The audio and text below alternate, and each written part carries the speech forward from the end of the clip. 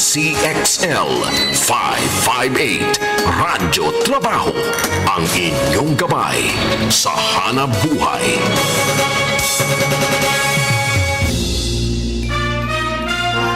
Malaki man o sa maliit na paraan, pwede kang maging bayani sa sarili mong kakayahan. Kwentong Bayani. Tunghayan ang mga storya ng bawat individual at organisasyon na siyang magbibigay ng inspirasyon sa mga komunidad, lipunan at sa bawat mamamayan. Kwentong Bayani. Kwentong Bayani. Kasama si Jojo Armenta at Radyoman Jenny Pahilanga sa Kwentong Bayani. Dito sa DZXL 558 Radyo Trabaho tuwing Sabado alas 10 hanggang alas 11 ng umaga at sa Facebook page ng RMN DZXL 558 Manila. Kwentong Bayani. Kwentong Bayani. Hatid ng Benita at Catalino Ya Foundation at ng RMN Networks. Kwentong Bayani. Kwentong Bayani. Magandang umaga po ng Sabado sa inyong lahat. September 24 na po tayo, 2022. Oops, last Saturday for the month of September. Kumusta ho kayo? Welcome sa Kwentong Bayani. Ako po si Radyoman Jenny Pahilanga mula sa DZXL 558 RMN Manila. And of course, ang aking partner na na-miss ko naman last Saturday. And thank you kay Kuya Rod Marcino, Sir Rod, sa pag-alalay sa ating program last Saturday. But today, magkasama na kami. Partner Jojo, magandang umaga. Good morning! Good morning, partner Jenny. Magandang Sabado po sa ating lahat, sa mga viewers and listeners. Tama ka dyan, partner, no? Huling Sabado na ng September. Sobrang bilis. Oo nga. Tapos akalain mo, by next week, October na tayong magkikita, no? Correct. Grabe, no? And ano na, nakifeel ko na yung breeze ng Christmas. Nakifeel mo na ba yan, partner? Feel na dahil merong isang mall dito, partner Jojo, pag dumaan kami sa EDSA, nandun na yung kanilang mga Christmas decorations. Napakagandang mga ilaw. Oo. At saka, sa malls, pinapatugtog na talaga yung mga Christmas song. Correct ka dyan. At this, very, early days, no? Before Christmas. Nakakatuwa naman. Ito daw yung ito daw yung buwan na, ito daw yung celebration na naber pa lang, Pasko na sa Pilipinas. Correct. At talaga namang very known ang Pilipinas for celebrating the Christmas early. Correct. Pero bago yan, no, we're still celebrating the Philippine Social Responsibility Month for the month of September. At ito ay isa sa mga core values ng BCYF na ina-advocate natin. Kaya naman, ang ating mga makakasama this morning, we have two guests actually that we're waiting for one more, no? Okay. There are already, they've been part of BCYF and been volunteering sa foundation na. So, hindi na sila bago sa atin, partner. Wow, that's great. Sige.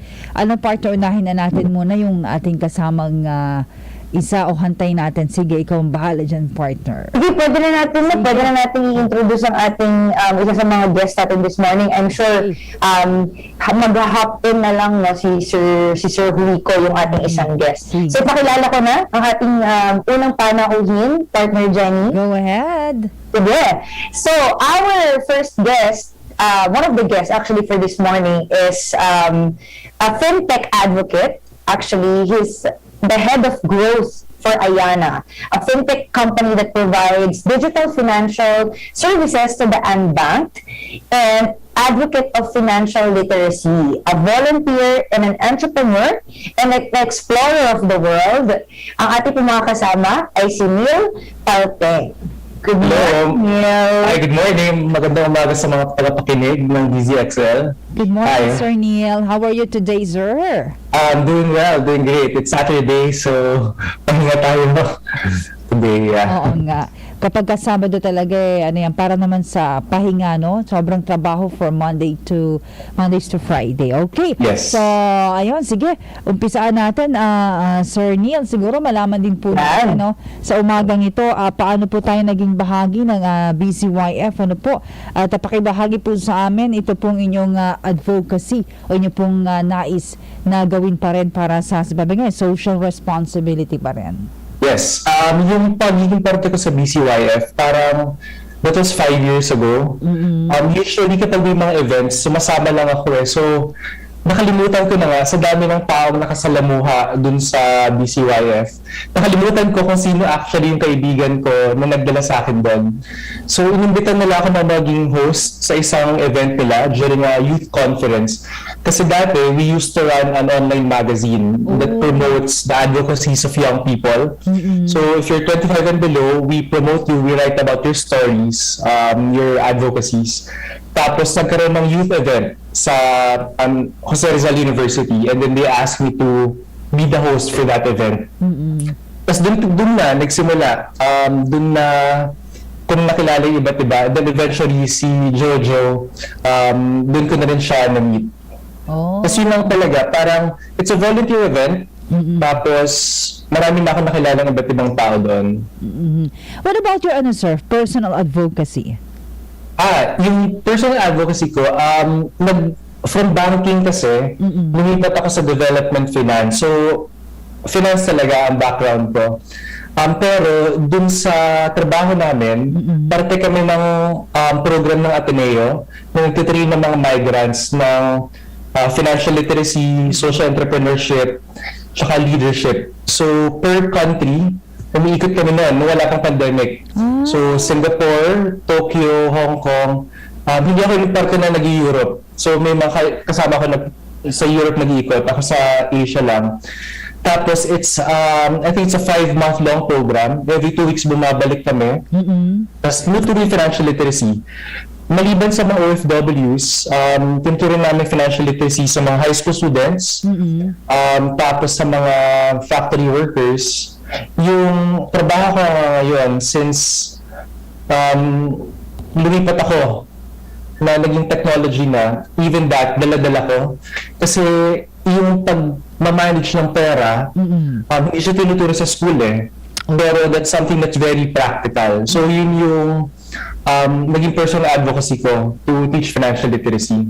Oo. Kaya pala sabi kanina ni partner Jojo sa intro niya, partner sabi mo, nagtutour. Yeah. Explorer of the world yan si Explorer of the world.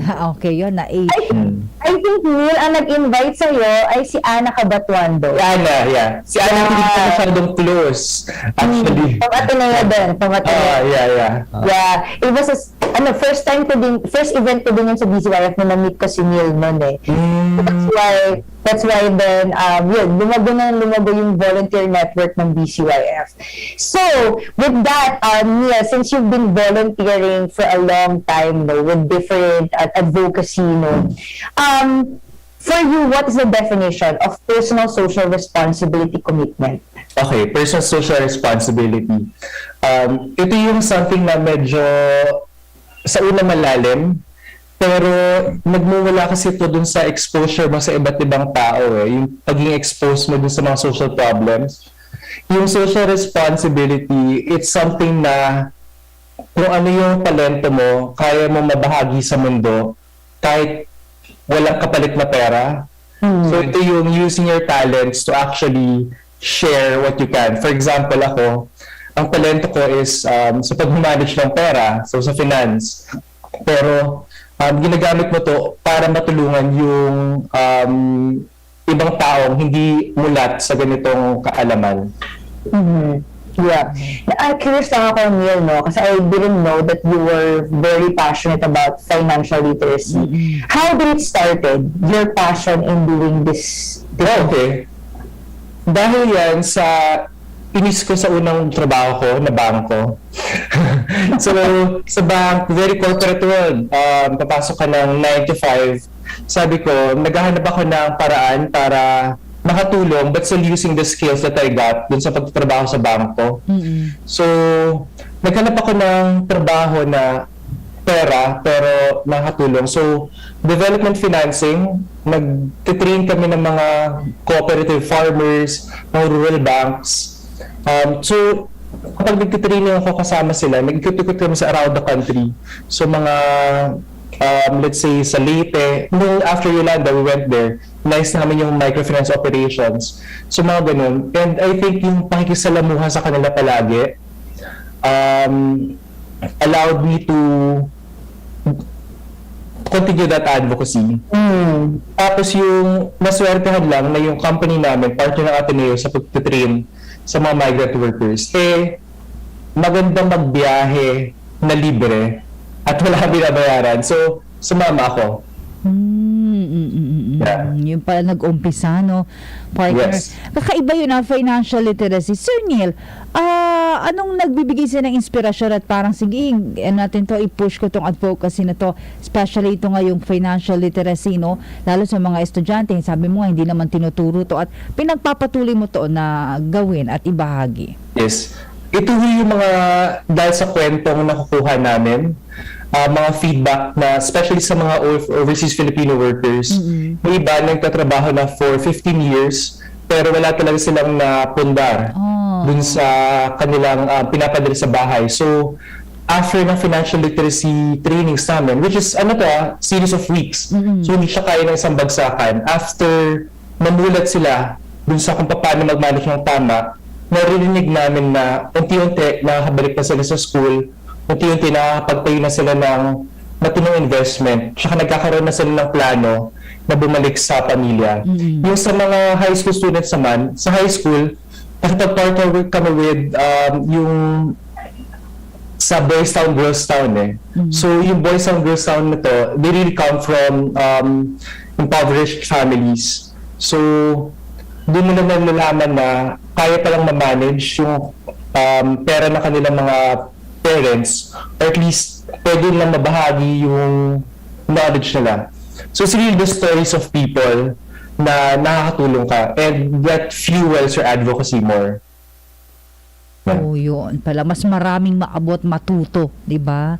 15 years, partner Jojo, no? Totoo yun OFWs ka tapos walang mapuntahan yung pera mo. Talagang kailangan ng katulad ni Sir Neil na nag-guide, no? Paano at saan mapupunta yung iyong kinita, hindi ba? Yes.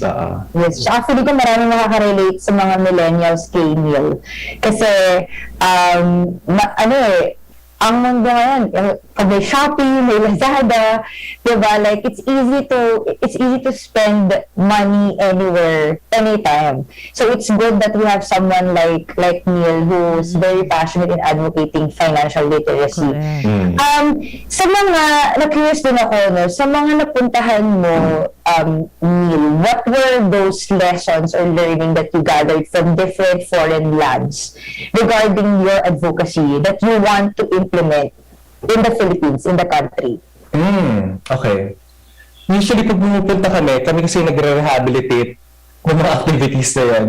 Pero ang napansin ko, siguro if may lesson lang, yung problema sa pagmamanage ng pera, hindi siya about kung gaano karami yung natatanggap mo sweldo For example, almost pareho yung problema ng mga seaman na kumikita ng 100,000, 200,000 pesos dun sa mga domestic helpers na kita ay mga 25,000 pesos. Kasi yung the way na gumagastos yung mga tao is laging lumalampas minsan dun sa kanilang kinikita. So, halos pareho yung problema nila regardless of your income. So, it's really about yung lifestyle na pasok dun sa kinikita mo, or look for alternative ways on how you can finance your lifestyle. So, I think yun yung common thread na nakikita namin from all these trainings that we do. Okay. Siguro Sir Neil, kasi may nagtatanong din dito. Ayan, since pinag-uusapan nga natin itong financial literacy. Sa mga, nakikinig. Kahit siguro, partner Jojo, ilan lang ng mga 3 tips daw para sa financial literacy for, yung mga gustong mag-ipon na mapunta ng pera. Okay, 3 tips lang daw, sir. Go ahead. Sige. Una muna is sa savings. Marami sa amin tatanong na ituloy yung kinikita ko, paano makapag-save. So, 2 bagay yung kailangang malaman. Okay. Una is, alamin mo kung yung bibilhin mo ay need or want ba yan. Kung need siya, pwede siyang i-finance ng iyong mga salary, mga active income. Kung want, wala kang karapatang bilhin yan unless meron kang passive income. Yun yung tinuturo namin. Okay. Ang mga needs naman, ito yung makailangan mo para mabuhay at saka maging productive sa trabaho. So, kung bili ka ng bili ng chichirya, ng chocolate, ng Jollibee ka lagi, those are wants Kaya hindi ka talaga makakapag-save. So, before ka pumunta sa number 2 and 3 mo, paki-explain naman kung ano ba yung passive income. Okay, passive income. Ito yung kahit tulog ka o kahit wala kang ginagawa doon, kumikita. Halimbawa, pwede ka magparenta ng extra room sa iyong bahay. Pwede kang, yung tas may iba naman na interest mo lang sa savings o kaya sa time deposit. Sa mga co-op, especially sa mga probinsya, matataas yung kanilang interest sa nakakuha dun sa kita. Okay. Yan. Okay. Kahit natutulog ka, alam mo kumikita yung pera, no? Yeah, paparenta lang ng bahay or pa-bed space. Usually din nagsisimula na yung mga tao. Okay. Alright, number 2. Number 2, sige, sa loans. Yung loan, it's a double-edged sword. Minsan, magagamit mo siya para maging productive, para lumago yung either negosyo o yung income. Pero pwede rin siyang malugi ka. Halimbawa, alamin mo kung ano yung productive loans. Kapag productive loans, pwede ka mangutang. Pag hindi productive yung loans, as much as possible, wag. Pag hindi productive, gaya na, for example, bibili ka ng gadgets, kasi usually may kasamang interest, o kaya may piyesta, kasi sa probinsya may piyesta, kailangan mo sabayin yung mga kapitbahay mo minsan So yun yung madalas namin kwentong naririnig na uutang ka para makasabay dun sa piyesta. Totoo. So dapat alam mo na hindi yan. Patay yung mga pang-lipstick namin ngayon ni partner Jojo. Ayan, wants and needs. Okay. Number 3. Yung pangatlo, okay, insurance naman. Yung pag nag-financial literacy kami, we don't promote any insurance companies. So, ang sinasabi namin sa insurance is, kapag may medical emergency, ang usual na takbuhan ng mga tao ay utang. Pag hindi utang, may savings sila. Pero iba lang talaga yung nagre-respond sa medical emergency na gamit ang insurance. So, importante yung insurance. At hindi ito yung mga insurance na may investment na kasama. Ito yung kasi ang point of view namin from a school, kasi ang point of view ng mga nag-insurance is para makabenta sila. So, as much as possible, huwag kayong kumuha ng insurance na may investment. Sa mga makakinig, lalo pag may mga insurance agents dito, maraming Especially now, we trade in finance talaga background ko. So, the past few years has been tough for the capital markets. Kaya, lalo na ngayon, na kapag pinagsama mo ang insurance that protects you from risk, tsaka investment that involves risk, parang siyang abomination of a financial product Yun yung sinasabi namin. So, as much as possible, huwag kang kumuha. Kasi, if you invest it somewhere, mas mataas yung returns. So, karamihan napupulto lang siya sa mga commission. So, as much as possible, separate. Kasi kaya, sa tingin ng mga tao, mahal ang insurance kasi sinasama nila ng investment. But if it's purely insurance, mas makakamura ka. So, feeling ko marami magre-react dito naman. Yun yung controversial na namin Kasi, tinuturo mo ba yan, Neil? Pag nagtitrain kayo? Yes, pinapakitaan talaga namin silang computations. Because some of the people who designed that insurance products, kakilala ng mga heads namin So, kaya tumaas yung insurance sales also because of that product. Asan ba yung motivation na? Ang motivation namin to protect the OFW kasi wala naman kaming other motivation ba't tinuturo yun Ang motivation na bumenta. So, yun Ang daming natutunan. Thank you, Sir Neil. So, tandaan niyo po yung 3 tips na sinabi ni Neil, Mamaya ilalagay namin sa isang quote card yan. Yes. Para matandaan ng ating mga listeners, lalo na yung mga young professionals, Neil. Yan ba sa mga target market mo, yung mga young professionals? Yes, yung mga young professionals. So, especially for them, at least marami silang avenue para makakinig dun sa financial literacy Do you also partner with schools ba, Neil? Financial literacy. Ang partner namin is Ateneo. So, yung ibang professors ng Ateneo, sila yung nagbibigay. Pero kapag sa schools, isa pa lang ang na-train namin yung Boys Town, Girls Town in Cavite, St. Mary's. So, sila talaga, naka-dorm sila dun, hindi sila maalis. They only leave the school once a year. So, interesting yung kanilang arrangement. Pero, sa mga schools pala, na-realize namin na gusto namin turuan yung mga estudyante through the teachers, pero even the teachers, hindi sila financially literate. Correct. So yung pagtuturo, nagsisimula sa kanila. Sa teacher mo. Yeah. Sila yung minsan yung baon sa utang kasi maraming teachers loans So lalo silang iniimbitang mangutang na mangutang. That's true. Lalo na sa sa public schools. Yeah. Sa public schools, parang hindi naman mandatory, pero they're really encouraged to get the loan. Yeah. That's true. Okay. Alright. But, So, partner, alam ko may tanong ka pa dyan, pero bigyan mo na ng chance. sapitin pa lang. Oo, makapag-tubig muna si Sir Neil. At tayo babalik. Meron pa tayong isang guest po ay naantabayan ng partner, no? Yes. When we come back, kasama na ho namin. Of course, with Sir Neil pa rin. Babalik po agad ang ating programa makalipas ang ilang paalaala dito lamang sa Kwentong Bayani. Marumi ba ang iyong dugo? Huwag magpabaya kaibigan. Mag-Santon Plus Gold na. Santon Plus Gold. Dahil ito'y subo na makatutulong sa iba't ibang uri ng karamdaman. Ang Santon Plus Gold ay merong ampalaya, mangosteen, malunggay, spirulina at garlic. Kaya mag-Santon Plus Gold na. Mabibili sa mga butika.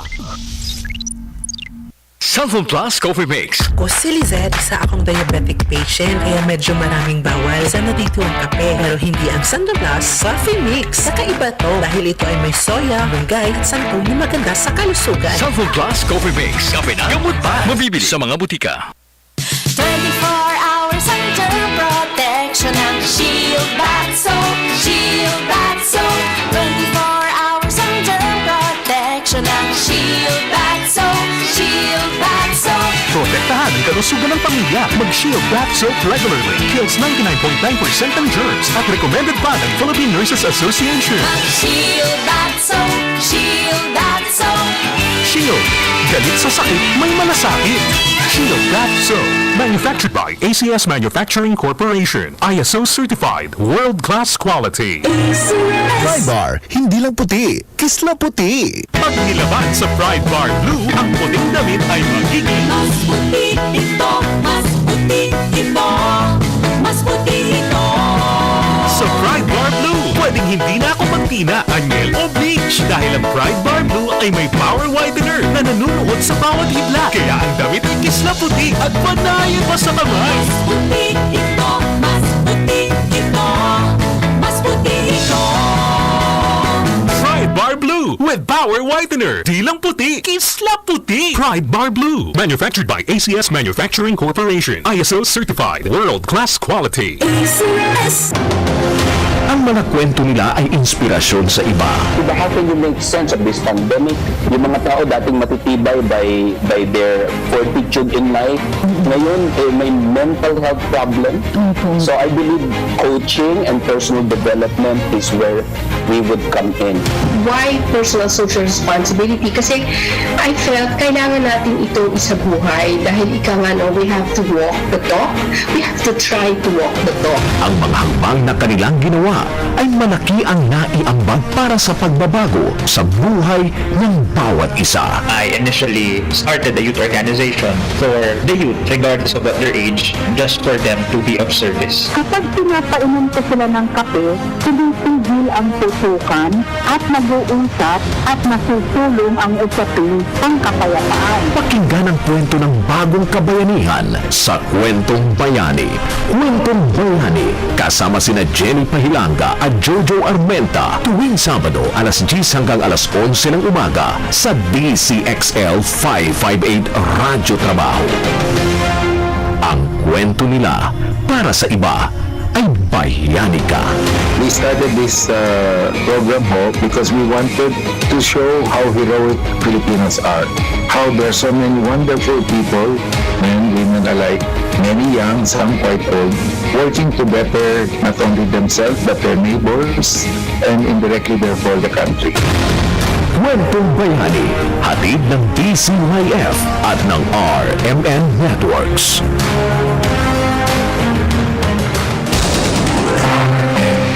Sa Metro Manila, DZXL. Radyo, trabaho, DZXL. ang tunay na gabay sa hanap buhay. Kwentong Bayani. Kasama si Jojo Armenta at Radyoman Jenny Pahilanga sa Kwentong Bayani. At nagbabalik po ang ating Kwentong Bayani. Ayan, kasama pa rin po syempre yung ating partner Jojo Armenta, of course, ang yung Radyoman Jenny Pahilanga. At syempre kasama natin si Sir Neil. At partner, eto na. Please do the honor naman para pa rin sa ating kasama sa umagang ito. Okay, so dumating na po ating pangalawang panauhin sa umagang ito. So, pakilala ko na, partner Jenny. Go Ang ahead. ating second guest ay member of the board of directors in the largest conglomerate in the Philippines like San Miguel Corporation, Meralco, and many more. Advisory Council member and head of the CSR Sports Committee of Benita and Catalina Foundation. He's also the director of National Golf Association in the Philippines and currently the vice chairman of Halalang Marangal, a public servant and a sport enthusiast. Our second guest for this morning, wala iba kundi si Sir Popoy Puwico. Good morning, Sir Popoy. Good morning, Sir Popoy. Good morning, everyone. Just a slight correction. I am not anymore a member of the board of directors of the huge conglomerates that you mentioned. That was several years ago.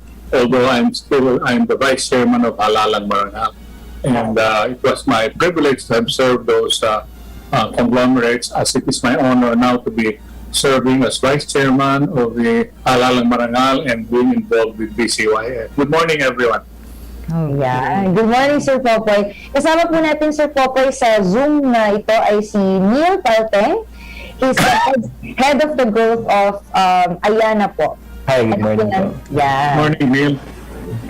Alright, itanong na natin kay Sir Popoy, no? Sir Popoy, we asked Neil earlier about this as well. So, para po sa ating mga viewers and listeners na nakikinig at nanonood ngayon, we want to know po, what's your, how did you get involved in DCYF and what is your personal advocacy?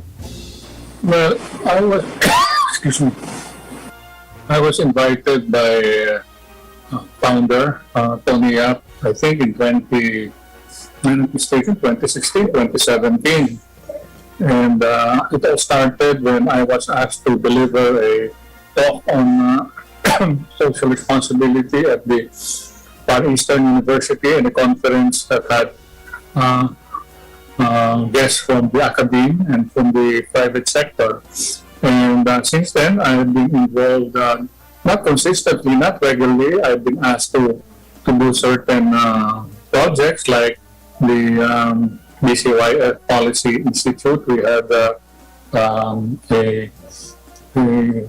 what do you call this, a roundtable on innovation, and also a roundtable just before the Olympics on whether the Philippines will be able to win a gold medal. And it was a very prophetic roundtable discussion because the Philippines did win the gold medal through weightlifter Heidelin Diaz, and we had so many guests there at that time.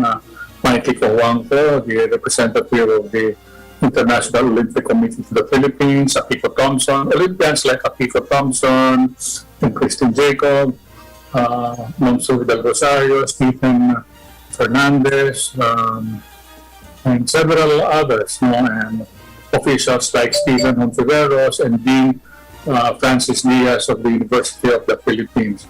So my other advocacy is with a group called Network for Justice and Compassion.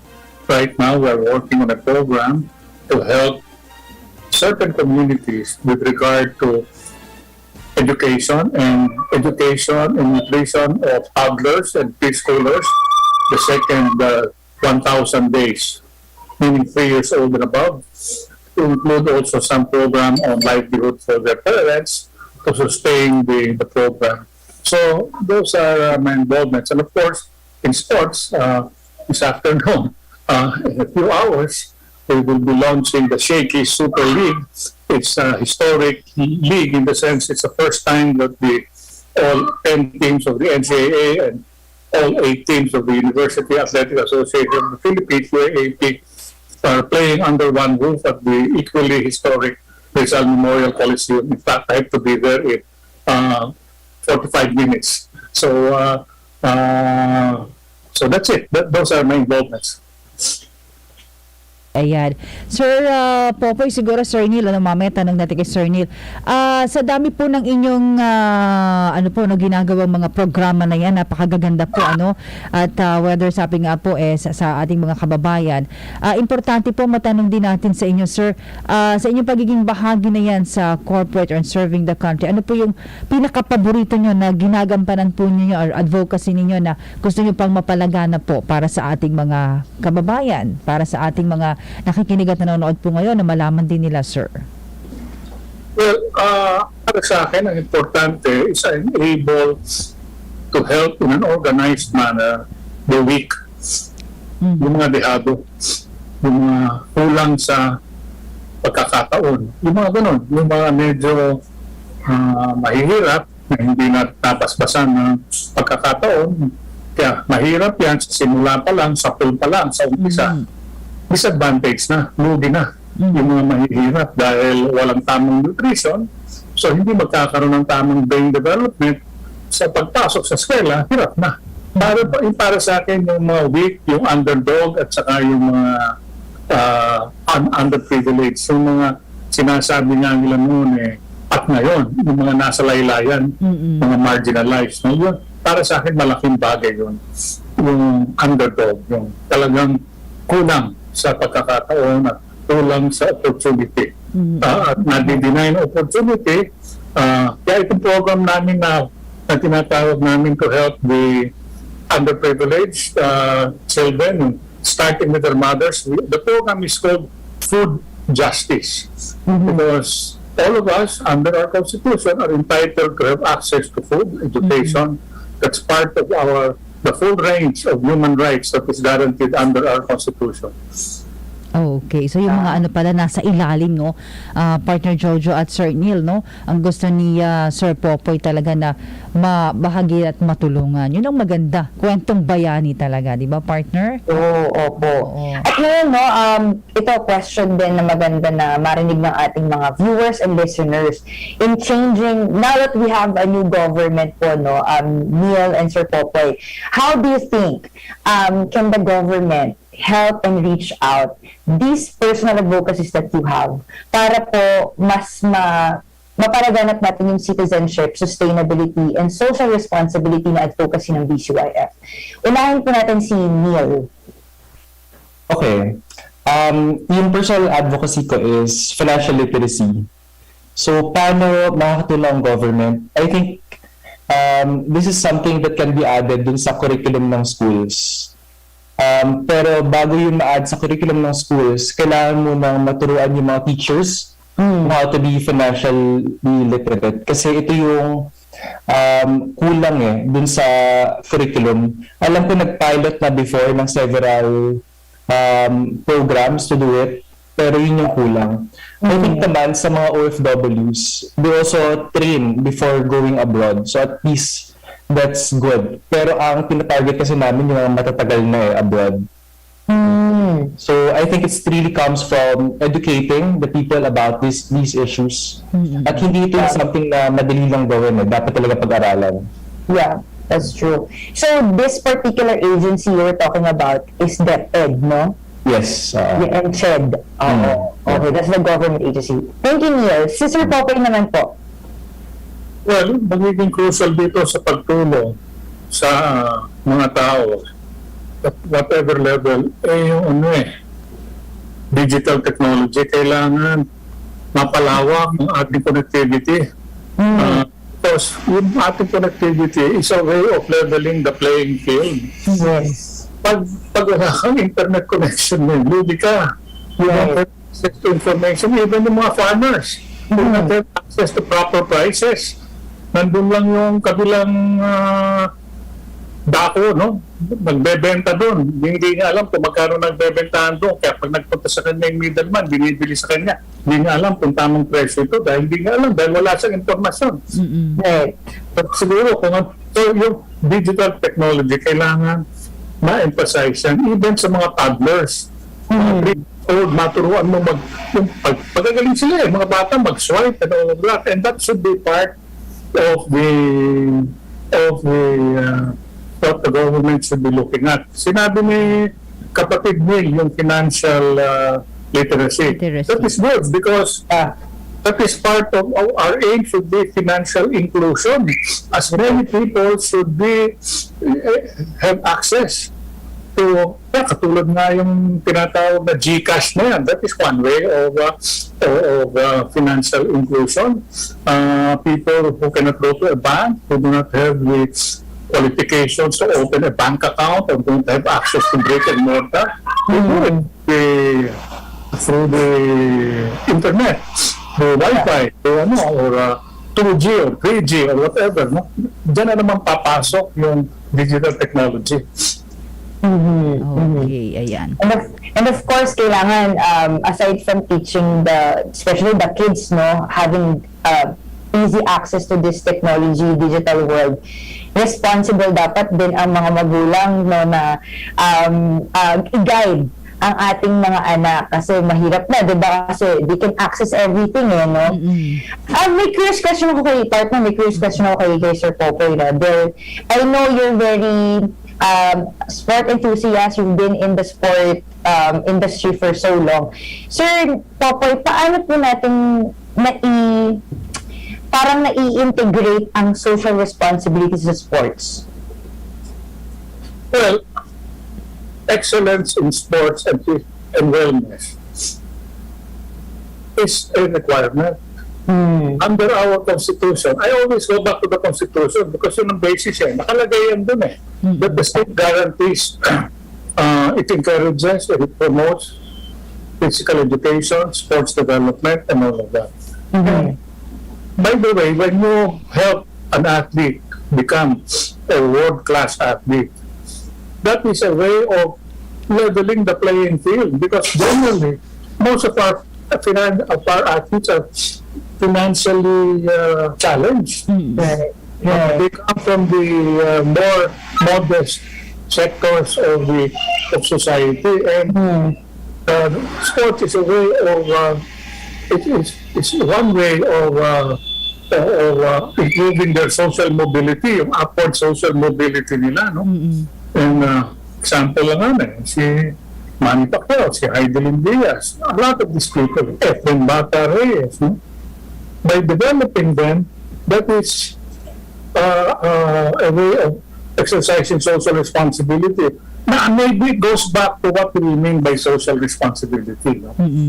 Para sa akin, social responsibility, your willingness to voluntarily assume responsibility, personal responsibility for helping solve the problems of society. Okay? One of our problems is this nga.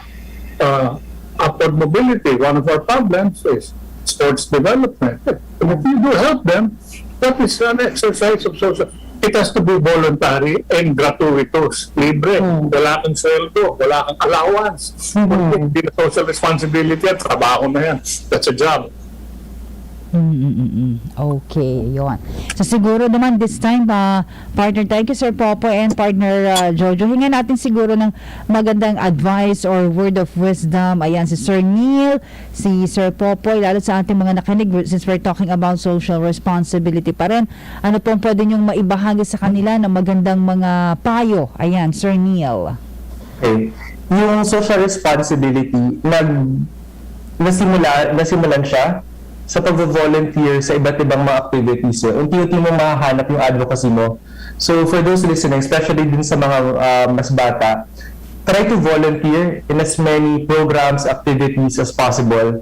Kasi dun mo makikita kung ano talaga yung gusto mong gawin. So, ang dami kong pinagdaanan like advocacy for art, for environment, but dun ko nahanap sa financial literacy, yung advocacy ko. So while you guys are still young, even kahit not so young, you try to volunteer as much as you can kasi din mo makita yung what you're passionate for. Okay, ayan. Si Sir Popoy. Ayan. Sir Popoy, meron po kayong word of advice. Ayan. Well, social responsibility, being socially responsible is part of good citizenship. And that has to be taught. Di ko nga alam ngayon kung sa eskwela, I think one day a week lang yata yung tinuturo tungkol sa good citizenship parang nabawasan na rin katulad ng PE, nabawasan na rin. I think once a week lang yata, several hours, no? That is part of good citizenship. And by the way, by being socially responsible, you are in effect strengthening democracy. Meaning, democracy, demo is people, cracy is power. That is power when you exercise your power to do something good for the country. That is an exercise in democracy. You are being socially and politically responsible. But siyempre, it has to be organized. Mahirap yung kanya-kanyang ano.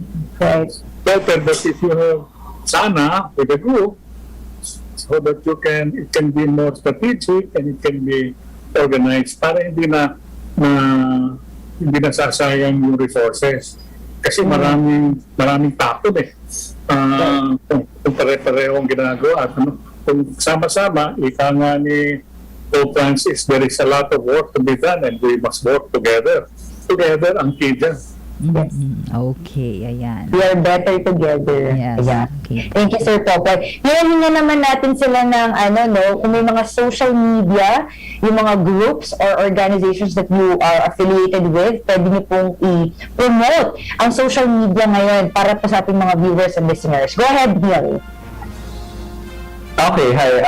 My social media handle is Neil Palteng, NEILPALTENE.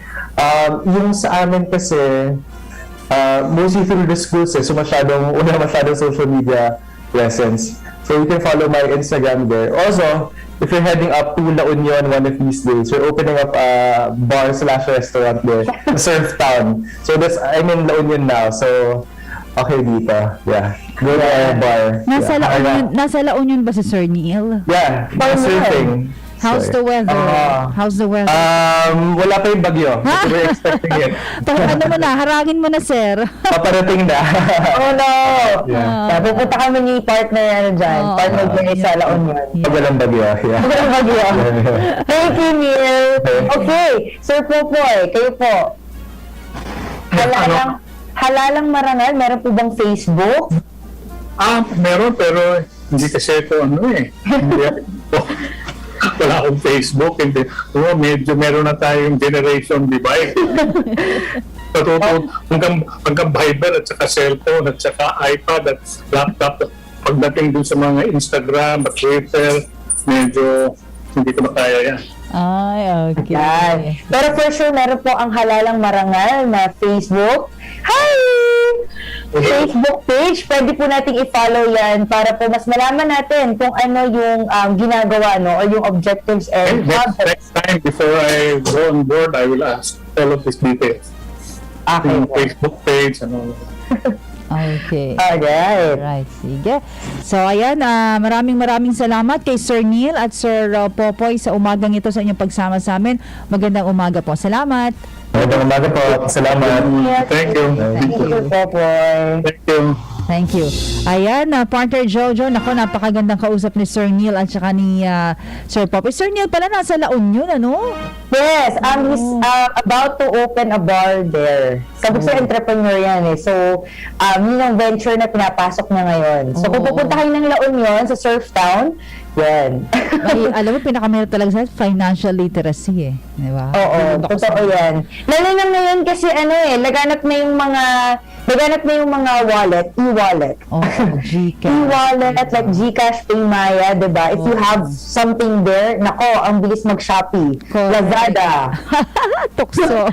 Kaya maganda yung sinabi ni Neil na need and want. Kailangan alamin niyo yung priority niyo. And of course, yung sinabi ni Sir Popoy, no, na we have to be socially aware dun sa mga nasa laylayan. Correct. Yun ang Para maganda. maging responsible tayo. Yes. Know your priorities. At yan, thank you, partner Jenny, no? This morning has been so productive and a lot of insights and learning. Nagpapasalamat po ang BCYF sa pagtutok nyo sa Kwentong Bayani this past month and this past month for September, no, because we're celebrating the Philippine Social Responsibility Month. At abangan nyo po ang mga susunod pang celebration. I'm about to get the details for what is the celebration for October. But of course, it's Teachers Month yan. Teachers Month. So for sure, we're going to invite professors, teachers to share their stories, their Kwentong Bayani insights, no, para sa ating month of October. Yes. And partner, paki-invite mo sila to visit yung anyong Facebook account. Yeah, so Facebook page, BCY Foundation, and www.bcyfoundation.org. Pwede po kayo mag-visit para malaman niyo po ang mga susunod na mga programs or projects and events ng BCYF. And malalapit na po ang search for Hometown Heroes. Mag-o-open na muli for November. Mag-o-open na muli ang nomination for the National Search for Hometown Heroes. Abangan niyo po yan sa Facebook page ng BCYF. BCYF. Excited tayo dyan, partner. At bisitahin niyo rin po ang aming Facebook page, RMN DZXL 558 Manila. Paki-like and share na po yung aming programa ngayon ni partner Jojo at na aming mga guest Kwentong Bayani. Okay? So partner, yan, mauna ka na. Yes. Go ahead. So maraming salamat po muli sa mga nanood, nag-antabay at saka sa mga nakinig po dito po sa aming programa ngayong umaga. Kay Sir Neil, Sir Popoy, maraming salamat po. At muli, from BCY Foundation, ako po si Jojo Armenta. At mula naman po sa Armenta DZXL 558 Manila, Radyo Man Jenny Pahilanga. Abangan niyo po muli kami sa susunod na Sabado, October na yan, partner. Yes! October na alas 10 hanggang alas 11 ng umaga. Dito lamang po sa programang Kwentong Bayani.